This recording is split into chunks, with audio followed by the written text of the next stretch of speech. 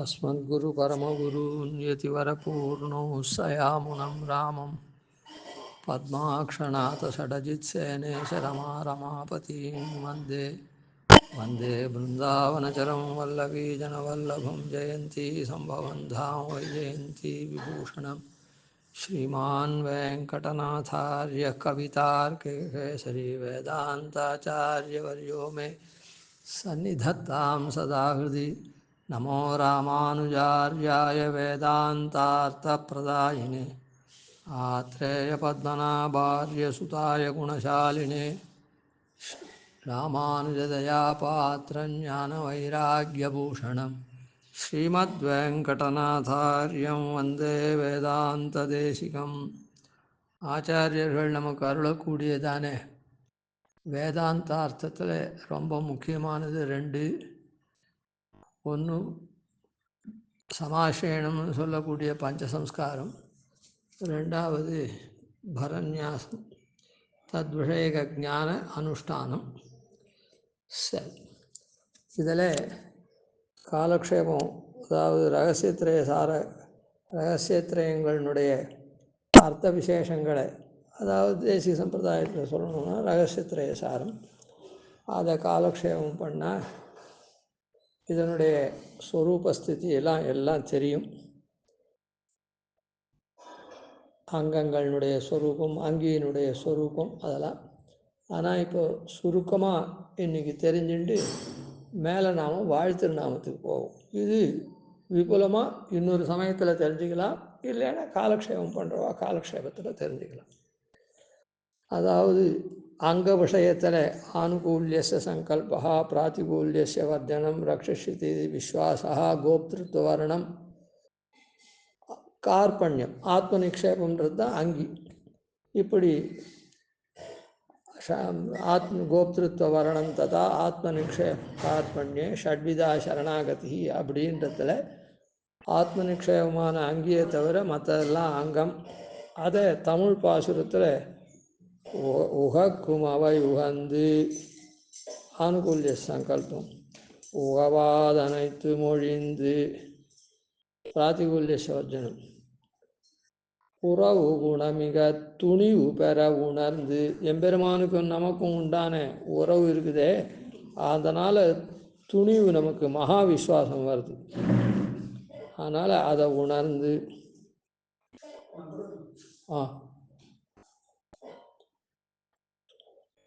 வியன் காவல் என வரித்து. அவன்தான் ஆச்சரியமான காவல். பக்தியோகாதிகள்லாம் பண்ணி பாப்பத்தெல்லாம் ஒழித்து அவனுடைய அருள் பெறது. அப்படி இல்லாத பக்திஸ்தானே ஸ்தித்வா ரக்ஷகோ பவா அப்படின்னு இருக்க, அந்த மாதிரியான ஆச்சரியமான காவல் என வரித்து அந்த கோப்திருத்துவ வர்ணம் பண்ணி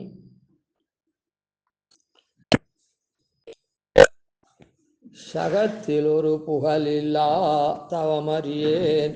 அதனால் சகத்தில் எந்த புகழும் கிடையாது. எனக்கு நானே கையிலாகாது, இத்தராலும் எனக்கு கிடையாது. ஆக்கிஞ்சன்ய அனன்யகதித்தம். அதனால் இந்த ஆக்கிஞ்சன்யத்தை தெரிவிக்கக்கூடியதான கார்பண்யம். ஆக இந்த பாசுரத்தில் 5 அங்கங்களையும் சொன்னார். அதுவே அந்த பாசுரத்தினுடைய விவரம் மொத்தம் சொல்லலை, அதையும் விவரித்து சொல்லலை, சுருக்கமாக தெரிஞ்சுக்கிறதுக்கு. உகக்கும் அவை உகந்து உகவாதனைத்து மொழிந்து உறவு குணமிக துணிவு பெற உணர்ந்து வியன்காவலனை வரித்து சகத்தில் ஒரு புகழில்லா தாமறியேன். அப்புறம் மதில் கட்சி நகர் கருணநாதனை நல்லடைக்கலமாக இழந்தேனேன்னு சாய்க்கிறேன். அதுக்கப்புறம் இந்த சரணாகதி இருக்கு, ஆத்ம நிக்ஷேபமான சரணாகதி, பிரபத்தி, பரசமர்ப்பணம் அப்படின்லாம் பல பேர் கொண்டதாக இருக்கக்கூடிய அந்த அங்கியான சரணாகதியை அடுத்த பாசுரத்தில், அந்த சரணாகதி ஒரு விதம் இல்லை, 4 விதமாக இருக்குது அந்த சரணாகதி. அளவுடையார் அடைந்தார்க்கும், அதாவது இப்போ ஸ்ரீபாஷ்யக்காரர் இருக்கார், பெரிய நம்பியே ஆளவந்தார் திருவுள்ளபடிக்கு அழைச்சிட்டு வரத்துக்காக ஸ்ரீரங்கத்துக்கு எழுந்தருளை பண்ணிட்டு வரத்துக்காக வந்தார். இல்லை, 2வது தடவை வந்தார். சரி, அந்த சம்பிரதாயத்தை முதல் தடவை வரைச்சே இல்லை. முதல் தடவை ஆளவந்தார் நியமித்து வந்தார். வந்த உடனே காஞ்சிபுரத்துக்கு வந்து தான் அங்கேருந்து தான் அழைச்சிட்டு போனார். அங்கே போகிறதுக்குள்ளேயும் திருநாட்டுக்கு எழுதிட்டார். அப்புறம் அந்த சரம திருமேனியை சேவிச்சுட்டு அந்த 3 பிரதிஜையை பண்ணி அந்த ஆளவந்தாருடைய திருவுள்ளத்தெல்லாம் அறிஞ்சு 3 பிரதிஜையை பண்ண உடனே அந்த விரல் மடங்கி இந்த விரல் நீட்டிந்து உடனே அதுக்கப்புறம் சோகாவிஷ்டராக காஞ்சிபுரத்துக்கே திருப்பி எழுதிட்டார். அதுக்கப்புறம் மற்ற முதலிகள்லாம் சேர்ந்து இந்த பிரவர்த்தனத்துக்கு தேவரே அவருக்கு ஆச்சாரியனாக இருந்து அவரை சம்பிரதாய பிரவர்த்தனத்துக்கு ஆளவந்தார் திருவுள்ளபடிக்கு பண்ணணும் அப்படின்னு மற்றவாழெலாம் சொன்ன உடனே பெரிய நம்பிகள் அங்கேருந்து மறுபடியும் கிளம்பி காஞ்சிபுரத்துக்கு வந்து தானே வந்து அழைச்சின்னு வரத்துக்காக வந்தார். அதுக்குள்ளேயும் இவரும் இங்கேருந்து இது பண்ணார். மதுராந்தகத்தில் சந்தித்தா. மதுராந்தகத்தில் பெரிய நம்பிகள் என்ன பண்ணார், துவயத்தை இது பண்ணார். இந்த விற்த்தாந்தத்தில் ஒரு கால் நான் குறைச்சி சொல்லியிருந்தாலோ இல்லை கொஞ்சம் முன்ன பின்ன சொல்லியிருந்தாலும் அந்த விற்த்தாந்தத்தை பார்த்து வேண்டி மதுராந்தகத்தில் 2 பேரும் சந்தித்தா. ஒரு சமயத்தில் இவர் ஸ்ரீரங்கம் நோக்கி ஆள்றார். அவர் வந்து ஸ்ரீரங்கத்துலேருந்து காஞ்சிபுரத்துக்கு இவர் ஏழை பண்ணிட்டு வரத்துக்காக வரார். மதுராந்தகத்தில் சந்தித்தார். அதில் துவயமந்திர உபதேசத்தை பண்ணார். அந்த துவயமந்திர உபதேசம் பண்ணார். மந்திரார்த்தங்கள்லாமும் அதான் துவயமந்திரார்த்தங்கள்லாமும் அவர் உபதேசம் பண்ணதுனால இப்போ இங்கேயும் தெரிஞ்சுக்கணும், ஏற்கனவே இவருக்கு திருவஷ்டாட்சரம்லாம் உபதேசம் ஆகிடுச்சு. ஏன்னா திருவஷ்டாட்சரம் இல்லாத திருவாராதனம் பண்ண முடியாது. சுவாட்ச பண்ணாமல் ஒரு வைஷ்ணவம் சாப்பிடலாமா? மாலை முது செய்யாமல் வந்தவெல்லாம் அப்படின்னு தேவபிரமாசத்தில் கைங்கரியம் பண்ணுறதுன்னா பஞ்சசம்ஸ்காரம் பண்ணாத, அதாவது சமாஷனம் தாப சம்ஸ்காரம் பண்ணிக்க முடியுமா? பண்ண முடியுமா? கைங்கரியம் பண்ண முடியாது. அதே மாதிரி நெத்தியில் ஊர்துவகுன்றம் இல்லாமல் அந்த ஊர்துவகுன்றம் கூட அரிபாதாகிருத்தியாக இல்லாமல் சந்தனாதிகள்லாம் மத்வாள்லாம் ஊர்துவகுன்றம் என்றா, ஸ்மார்த்தாளில் கூட சில பேர் ஊர்துவகுன்றம் என்றா, அதெல்லாம் வந்து சந்தனத்தினால இருறா. அந்த மாதிரி இது அதனால் ஒரு ஸ்ரீ வைஷ்ணவனாக இருக்கும், அரிபாதாகிருத்தி இல்லாதையாகிட்டு பார். அப்புறம் அவருக்கு ஒரு தாசியநாமா ஒன்று இருக்கும். அந்த தாசியநாமா மந்திரம் திருவஷ்டாட்சரம் தான் எல்லாத்துக்கும் ஆணிவேர். மேலே யாகம்ன்றது நித்தியம் பெருமாளுக்கு திருவாராதனை பண்ணுறது. அதனால் அவருக்கு திருவஷ்டாட்சரம் ஆயிடுத்து. துவயமந்திரத்தை அவர் உபதேசம் பண்ணிருக்கார். அந்த துவயமந்திரத்தை உபதேசம் பண்ணாருந்தால் பிரசித்தமாக யாரும் திருவஷ்டாட்சரம்னு சொல்லலை. இதுவோ துயம் வளைந்த தூய திருப்பதி அப்படின்னு மணவாள மாமனிகள் கூட அப்படி மங்களாசாசனம் பண்ணியிருக்கார் தனி பாசுரத்தில். இதுவோ கிளியாறு அப்படின்லாம். அதனால் துவயத்தை தான் உபதேசம் பண்ணார். பின்னாளில் சரம ஸ்லோகத்தை பல தடவை திருக்கோட்டியூருக்கு நடந்து கோஷ்டிபுரம் திருக்கோட்டியூர் நம்பிக்கிட்ட அதை பெற்றார். அதனால் இந்த 3 மந்திரம் இப்போ நமக்கெல்லாம் ஆச்சாரியால் ஒன்றா பண்ணுறாளே, அந்த 3 மந்திரம் பாஷிகாருக்கு தனித்தனியாக நடந்துருக்குது. சரி, அதை கொண்டு தான் அதனால் இப்படி துவயமந்திரார்த்தத்தெல்லாம் நன்னா தெரிஞ்சுண்டு தானே ஒரு பங்குனி திருநன்னாளில் பெருமாளும் பிராட்டியும் சேர்த்தியில் தான் சரணாகதி பண்ணணும். ஏன்னா லக்ஷ்மணன் கூட அப்படி தான் பண்ணிருக்கார் கைங்கரிய பிரார்த்தனைக்கு. சப்ராது சரணோகாடம் நிபீட்ய ரகுநந்தனா சீதாம் உவாச்ச அதியசா ராகவஞ்ச மகாவிரதம்.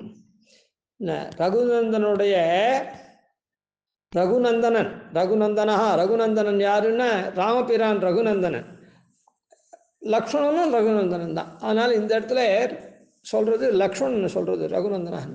அவன் என்ன பண்ணுறா, ரகுநந்தனாக இருக்கக்கூடிய லக்ஷ்மணன் சப்ராது சரணோகாடம் பிராத்துவனுடைய 2 திருவடிகளை நன்னா இறுக பிடிச்சுண்டு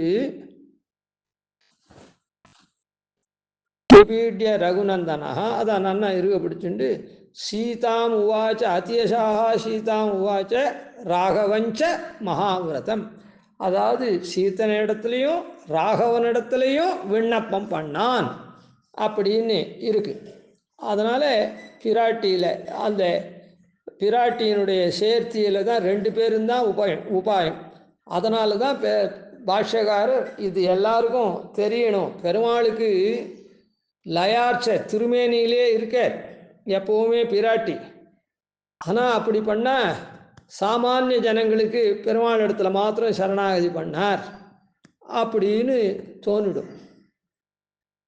உபயநாச்சிமார் சேர்த்தியில் சரணாகதி பண்ணால் பூமி பிராட்டி இல்லாமல் இருந்தால் அது உபலட்சணம் ஆகிடுத்து, அதனால் பிராட்டி வாண்டாம் அப்படின்னு ஒரு சங்கம் வந்துடும். பிராட்டி அங்கே முக்கியம் இல்லை, பெருமாள் சங்கு சக்கரமெல்லாம் கூட தான் வச்சுட்டுருக்கு, அப்போ சங்கு சக்கரத்து இல்லை அப்படியா அப்படின்னு வந்துடும். அதனால் அதிகாராட்சியாக இருக்கக்கூடிய தாயார் 7.5 இன்னைக்கு பங்குனி உத்தரத்து இன்னைக்கு அந்த சேர்த்தியில், அதாவது பெருமாளும் பிராட்டியும் தான் அந்த சேர்த்தியில் தான் பண்ணணும். அதுதான் ஸ்ரீமன் நாராயண சரணம்னு. அந்த ஸ்ரீ சப்தம் புருஷகாரத்துவ ஏத்தத்தை காண்பிக்கிறதே தவிர புருஷகாரம் மாத்திரம்தான் சொல்லலை. ஸ்ரீமத் சப்தம் இருக்குது, அந்த ஸ்ரீ சப்தம் லக்ஷ்மி நாராயணன் அப்படின்லாம் சொல்லாத ஸ்ரீமன் நாராயணன் சொன்னதுக்கு அந்த புருஷகாரத்துவத்தை பிராட்டி பண்ணி வைக்கிறான்றத காண்பிக்கிறதுக்காக ஸ்ரீமன் நாராயண சரணம்னு சொல்லித்தாங்க. ஸ்ரீ சப்தத்துக்கு 6 அர்த்தங்கள் இருக்குது. அந்த 6 அர்த்தங்களை அதெல்லாம் புருஷகாரத்துவத்துக்கு உபயுக்தமான அர்த்தங்கள். அதனால் பிராட்டிக்கு தன்னேற்றம், உபாய உபேயம், உபாயத்துவம் உபேயத்துவம்ன்ற 2 ஆகாரம் தவிர பெருமாளை போல புருஷகாரத்துவ ஆகாரமும் இருக்கிறதுனால அதை காண்பிக்கிறது அந்த ஸ்ரீ சப்தம். அதனால் ஸ்ரீ சப்தம் புருஷகாரத்துவ ஆகாரத்தை காமிக்கிறதுனால அது உபாய ஆகாரத்தை இல்லைன்னு சொல்ல வரல அங்கே. அதை தான் சில பேர் சரியாக புரிஞ்சிக்காம ஸ்ரீ சப்தம் புருஷகாரத்துவம் காமிக்கிறது. சரணம்னு 2 திருவடி இதான்னு சொல்லிடுது, ஸ்ரீமன் நாராயண சரணம்னு. அதனால் பெருமாள் இடத்துல மாத்திரம்தான் விண்ணப்பம் பண்ணணும், சரணம் சரணம் பிரபத்தியன்னு அப்படின்னு துவயமந்திரத்துக்கு அர்த்தம் சொல்லுவா மாற்றி. இல்லை, அதுக்கு தான் ஸ்ரீமத் ராமாயணத்தில் அனுஷ்டானம் பண்ணுற ஸ்லோகத்தை வால்மீகி பகவான் லக்ஷ்மணன் எப்படி கைங்கரிய பிரார்த்தனையாக பண்ணா அப்படின்றத காண்பிக்கிறார். சப்ராத்து சரணௌ காடம், அங்கேயும் இதே சரணௌ தான் இருக்குது. நிபீட்யா ரகுநந்தனா லக்ஷ்மணா இல்லை பிராத்து சஹா பிராத்து அவனு அல்ல, அந்த பிராத்துவனுடைய திருவடிகள் 2 சரணோ காடம் நிபீட்டிய நன்னா கெட்டியாக பிடித்து உவாச்சா சொன்னான். யார் இடத்துல சொன்னா? ராகவன் இடத்துல மாத்திரம் சொல்லலை, பிடிச்சது ராகவனுடைய 2 திருவடி தான். சீதாம் உவாச்சன்னு இருக்கு, அதான் உவாச்ச சொன்னான். சீதாம் அதியசாக ராகவஞ்ச மகாவிரதம், மகாவிரதனாக இருக்கக்கூடிய ராகவனிடத்துலையும் அதி யசஸுடைய பிராட்டியனிடத்துலையும் விண்ணப்பம் பண்ணான் அப்படின்னு இருக்கு. பிடிச்சது என்ன? ராமனுடைய திருவடியை மாத்திரம்தான் பிடிச்சான், திருவடிகள் 2.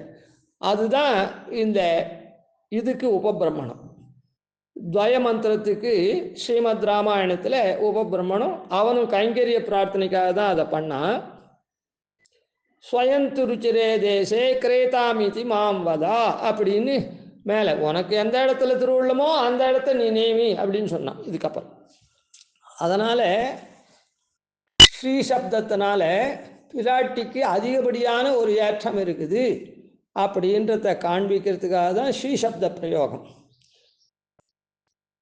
அந்த உபாயத்திலையும் பிராட்டி உண்டு அப்படின்றத நன்னா நமக்கெல்லாம் ஊனக்கண்ணிலேயே நாம் காணும்படியாக ஒரு பங்குனி உத்திர திருநன்னாளில் நம்பெருமாளும் பெரிய பிராட்டியாரும் சேர்த்தியில் அதை விண்ணப்பம் சரணாகதி பண்ணார். அப்போது ஆச்சாரியன் ஏற்கனவே மந்திர உபதேசம்லாம் பண்ணிவிட்டார். இப்போ எதுக்காக இவ்வளோ தூரம்னா, பிரசங்காத்து பிராட்டி தான் சேர்ந்து இருக்கா உபாயத்திலேன்றத சொன்னோம். அளவுடையார் அடைந்தார்க்கும், இந்த அளவுலாம் தெரிஞ்சுட்டு இருக்காளே, சரணாகதி என்ன, சரண்யன் என்ன, சரண்ய ஸ்வரூபம், சரணாகதி ஸ்வரூபம், சரணாகதனுடைய ஸ்வரூபம், அந்த இப்படிலாம் தெரிஞ்சுட்டு இருக்காளே அளவு, அதுக்கு என்ன அளவு இருக்குதுன்னு தெரிஞ்சுட்டு இருக்காளே, பிரபாவம் இருக்குதுன்னு அவள் அப்படியே நேரம் அடையிறது. ஆச்சாரிய அனுசந்தானம், உபதேசம் பண்ண ஆச்சாரியனுடைய அனுசந்தானத்தை பண்ணி அப்படியே அடையணும். ஆச்சாரியன் அங்கே நமக்கெல்லாம் ஆச்சாரியெல்லாம் நமக்கு பெருமாளை சேவிக்க சொல்லிவிட்டு, இல்லை பெருமாள் இடத்துல நின்று பெருமாளை சேவிக்க சொல்லிட்டு அவளே சரணாகதி பண்ணி வைக்கிறதோ, இல்லை நீ சொல்லு அப்படின்னு, நீ சொல்லுன்னு சொல்கிறது எங்கேயும் அதிகமாக இல்லை லோகத்தில். சன்னதியில் தான், சன்னதின்னா அகோபில மடத்தில் ஒன்று தான் இந்த உக்தி நிஷ்டை இருக்குது, அது மேலே வரப்போகிறது. அதனால் அளவுடையார் அடைந்தார்க்கும் அப்படின்றது அவளே ஸ்வனிஷ்டையாக பண்ணிக்கிறது. ஆச்சாரியன்கிட்ட உபதேசம் பெற்றுட்டு அதுக்கப்புறம் அந்த மந்திரார்த்தத்தெல்லாம் கொண்டு தானே எம்பெருமானத்தில் சரணாகதி பண்ணுறது. இந்த மாதிரி பாஷ்யக்காரர் பண்ணியிருக்காருன்றது தெரியுது. ஆள வந்தார்லாமும் அதே மாதிரி பண்ணியிருப்பார். ஏன்னா அவர் இந்த சரணாகதி விஷயத்தில் ந தர்மனிஷ்டோஸ்மி நச்சாத்மவேதி ந பக்திமான் துவச்சரணாரவிந்தேன்னு அகிஞ்சனோ அனன்யகதி சரண்ய தொத்வாத மூலம் சரணம் பிரபத்தியே இத்தியாதி ஸ்தலங்களில் விசதமாக அதான் இந்த 3 மந்திரங்களுடைய அர்த்தத்தை வச்சு தான் இந்த 3 மந்திரங்களில் 65 எழுத்து தான். 3 மந்திரங்களில் 65 எழுத்து இருக்குது. அதனால தான் ஸ்தோத்திர ரத்னத்தை 65 எழுத்து இந்த மந்திரார்த்தங்களுடைய இதுதான் இந்த ஸ்தோத்திர ரத்னத்தில் சொல்லப்படுறது அப்படின்றத சூச்சிப்பிக்கிறதுக்காக தான் அந்த 65 எழுத்தில் பண்ணியிருக்கார் அந்த ஸ்தோத்திர ரத்னத்தை. சரி, அதனால் அளவுடையார் அடைந்தார்க்கும் அதனுரையே கொண்டவர்க்கும், அதுக்கப்புறம் அந்த உரை ஆச்சாரியன் சொல்ல இது பண்ணுறது, துவயத்தை அப்படியே ஆச்சாரியன் சொல்கிறது. இத்தை தான் சில பேர் என்ன பிரமிக்கிறான்னா, உபதேசம் பண்ணுற போதே துவயத்தை ஆச்சாரியன் சொல்ல இவா சொல்லிவிட்டா அப்படின்னு சொல்லிவிட்டு.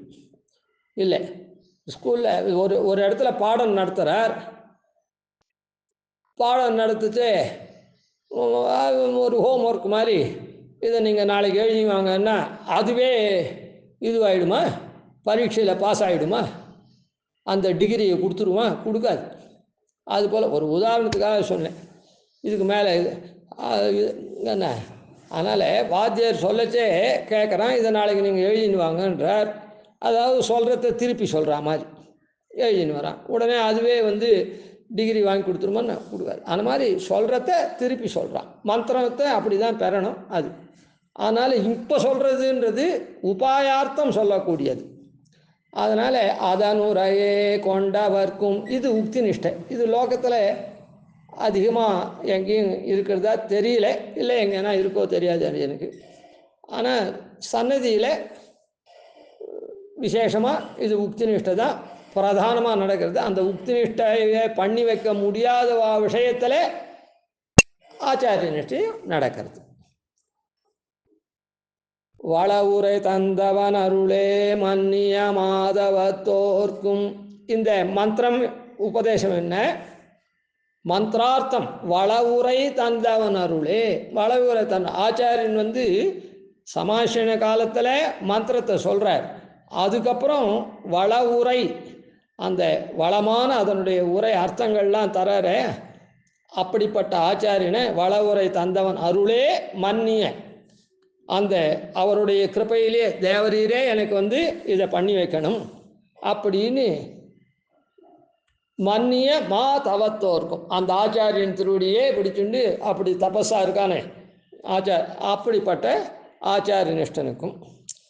அதுக்கப்புறம் இது பல காலம் சொல்லியிருக்கிறது தான் இந்த பிரகடனத்தை.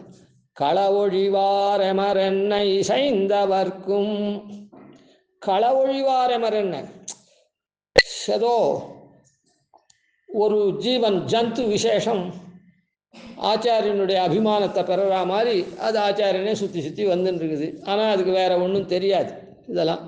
உடனே ஆச்சாரியனே அதனுடைய க்ஷேமத்தை எண்ணி, இந்த ஜந்து என்னை சேர்ந்தது, இனிமேட்டு ஆத்மாபகார குத்தம் பண்ணாதது, அதனால் நீ மோட்சம் கொடுக்க வேணும் அப்படின்னு இந்த சரணாகதியை பண்ணி வைக்கிற. எப்படி உக்தி நிஷ்டை சொல்லி வச்சு சரணாகதி பண்ணி விடுறாரோ, இல்லை பிரார்த்தித்த உடனே அவரே இவனுக்காக பண்ணி வைக்கிறாரோ, அதுபோல் இந்த ஜந்துக்கு அவன் பிரார்த்திக்காதே தானே பண்ணி வைக்கிற. இப்படிப்பட்ட வாளுக்கு காவலராம், அவன் கோப்தாவாக இருந்து அந்த ரக்ஷணை படிக்க அப்படியே வள. அதனால் இந்த ஆத்ம நிக்ஷேபம்ன்றது 4 விதமாக இருக்குது. ஸ்வனிஷ்டை, உக்தி நிஷ்டை, ஆச்சாரிய நிஷ்டை, அந்த பாகவத நிஷ்டை. அந்த பாகவத நிஷ்டைன்னு ஏன் அதுக்கு பேருன்னா, அந்த பாகவதனுக்காக அந்த பகவத் பக்தனாக இருந்து தன்னிடத்துல அபிமானம் கொண்டிருக்கானே அவனுக்காக தானே பண்ணிவிடுறேன் ஆச்சாரியன். அவன் பிரார்த்திக்காமே அவனுடைய அந்த பாகவதத்தை தன்மையை பார்த்து இல்லை அதனால் ஈர்க்கப்பட்டவராக இருந்து ஆச்சாரியன் அதை பண்ணிவிடுறார். அதனால் மேலே தொழவ முடியாது, காவலராம் தொழவ முடியாது, துவைக்கில் என்ன வைத்தேனே அவருடைய சம்பந்தத்தில் என்ன வச்சேன் அப்படின்னு சொல்கிறார். இது இதில் தெரியுது. இதுலேருந்து என்ன தெரியுதுன்னா இந்த மந்திரத்தை கரண மந்திரமான துவய மந்திரத்தை தானோ இல்லை தனக்காக வேற யாரோ அனுஷ்டிக்க தான் உச்சரிக்கலாம் அப்படின்றது ஏற்படுறது. பாஷ்யக்காரர் தானே உச்சரித்தார். அதுக்கப்புறம் உக்தி நிஷ்டையில் ஆச்சாரியன் சொல்லி வச்சு இவன் அதை உச்சரிக்கிறான். ஆச்சாரிய நிஷ்டையிலே ஆச்சாரியனே இவருக்காக உச்சரிக்கிறார். பாகவத நிஷ்டத்திலையும் அதே போல தான். அதனால் இந்த சரணாகதி மந்திரத்தை சரணாகதி பண்ணுறதுக்கு பெருமாள் இடத்துல பிரயோகிக்கணும். அந்த பிரயோகம் தானேவும் பண்ணலாம், தனக்காக ஆச்சாரியாதிகளும் பண்ணலாம் அப்படின்னு தேர்றது. இப்படிப்பட்ட சரணாகதியை நாம் அவசியம் பண்ணிக்கணும். இந்த மாதிரி இருக்கிறதுக்கு சுவாமி தேசிகன் இப்படி அசலார் பண்ணால் சரியாக போயிடுமா அப்படின்றதுக்கு சாஸ்திரத்தை எடுத்து அதுக்கு ஒரு உதாரணத்தை காண்பிக்கிறார். அந்தோ நந்த கிரகண வசகா யாதி ரங்கேஷயத்வத் பங்குர் நௌகா குஹரநீதோ நியதே நாவிகேனா புங்கே போகான விதித நிருபஸ்யவகஸ்யார்பகாதி தொத்சம்பிராப்தௌ பிரபவதி தயா தேசிகோ மே தயாளு. தேசிகாள் இருக்காளே ரொம்ப தயாளுவான தேசிகாள், அவள் எப்படிலாம் இருக்கா, அவள் நம்ம விஷயத்தில் என் விஷயத்தில் அதான் நம்ம ஜீவன் விஷயத்தில் எப்படிலாம் இருக்கா அப்படின்னா அந்தோனந்த கிரகண வசகா குருடன் குருடு இல்லாதவனுடைய வசத்தில் அவன் கைப்பிடிச்சு ஆசியம் போகிறான். அதனால் ஞானாதிகள்லாம் இல்லை அப்படின்னு சொன்னால் ஆச்சாரியன் அதான் கண்ணு தெரிஞ்சவன் குருடனை கைப்பிடிச்சு ஆசின்னு போகிற மாதிரி ஆச்சாரியன் ஞானம் இல்லாதவனுக்கு தன்னுடைய ஞானத்தினால தன்னுடைய கண்ணுனால அவன் எப்படி ஆசின்னு போகிறானோ அவன் போக வேண்டிய பாதையில் சரியா ஆன மாதிரி ஆச்சாரியன் இவருக்கு ஞான சக்ஷுஷ் இருக்கிறதுனால இவர் அவன் ஆசின்னு போகிறார். இந்த ஞான சூன்யனாக இருக்கக்கூடிய இவரை அந்தோ நந்த கிரகண வசகா யாதி ரங்கேஷ யத்வத் பங்குர் நௌகா குஹரநீதா நீயத்தே நாவிகேன. பங்கு இருக்கான நொண்டி என்ன பண்ணுறான், ஓடத்தில் வச்சு ஆசின்னு போகிறான். ஓடக்காரன்